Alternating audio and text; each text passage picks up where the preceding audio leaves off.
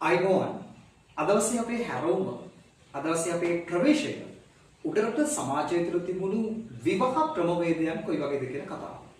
උඩරට සමාජය හා සංස්කෘතිය ගත්තහම සෙසු සමාජයන්ගෙන් වෙනස් වූ සහ ආවේනිකත්වයක් අපේ ඉතිහාසයේ පුරාම හඳුනා ගැනීම හැකියාවක් තියෙනවා.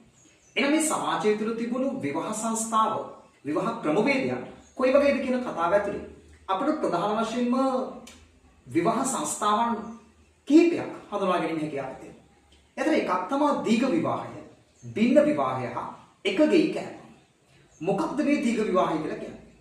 දීඝ විවාහය කියලා කියන්නේ මනමාලයා විසින් මනමාලිය තමාගේ නිවසට කැඳාගෙන මේ ගොඩනගාගත්තේ කුටුම්බය ඒ විවාහ ක්‍රමය අපි කියනවා දීඝ විවාහය කියලා.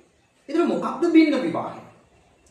මනමාලයා විසින් මනමාලියගේ ගෙදරට පදිංචියට යාම නැත්නම් අපි කියනවා බොහෝ වෙලාවට ගැහැණු දරුවන් පමණක් සිටින නිවසවල නැත්නම් එක ගැහැණු දරුවෙක් පමණක් සිටින නිවසවල මේ විවාහ ක්‍රමය නැත්නම් මනමාලියගේ ගෙදර පදිංචියට ගොස් ගොඩනගාගත්ත ඒ කුටුම්බය අපි අඳුන ගන්නවා බින්න විවාහයක් විදිහට.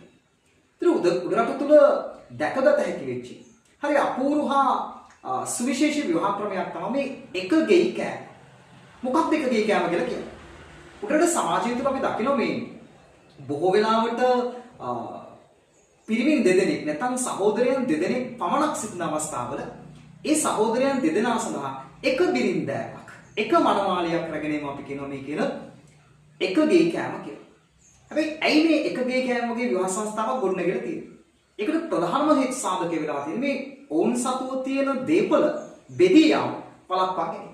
හැබැයි ඒකේ තව පැත්තක් ගත්තොත් එහෙම නැත්නම් අපි කියන්නේ මේකේ සමාජ විද්‍යාත්මක කාරණාවක් බැලුවොත් එහෙම සාමාන්‍යයෙන් අපි දකිනවා පවුලක් තුල සහෝදරයන් දෙදෙනෙක්ට බිරින්දෑවරු දෙදෙනෙක් ගෙනාවොත් බොහෝ වෙලාවට මේ පවුල තුල තියෙන අභ්‍යන්තරික ගැටුම් නිර්මාණය වීමේ ප්‍රවණතාවය වැඩි. එසා උඩරටියන් කල්පනා කරවුවා ඒ අභ්‍යන්තරික ගැටුම අවම කරගන්න මේ වගේ විවාහ ක්‍රමයකට එන්නේ නැති. හැබැයි ඔවුන් දෙදෙනාටම දරුවන් උපදිනවා.